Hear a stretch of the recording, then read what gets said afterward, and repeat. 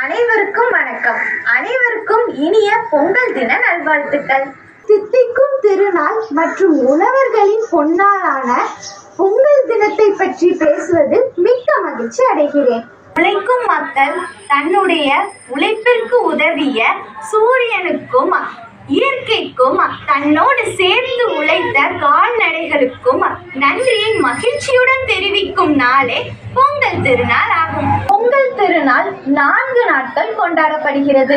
முதல் நாள் போகி பண்டிகை, 2ஆம் நாள் பொங்கல், 3ஆம் நாள் மாட்டு பொங்கல், 4ஆம் நாள் காணும் பொங்கல்.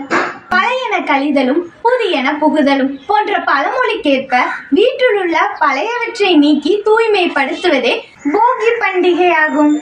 தை பிறந்தால் வழி பிறக்கும் போன்ற பொன்மொழிக்கேற்ப தை மாதத்தின் முதல் நாள் பொங்கல் திருநாளாக கொண்டாடப்படுகிறது. தைப்பொங்கல் அன்று சூரிய பகவானுக்கு பொங்கல் படைத்து வணங்குவர். பொங்கல் அன்று உழவு தொழிலுக்கு உறுதுணையாக உள்ள மாடுகளுக்கு அலங்காரம் செய்து வணங்குவர்.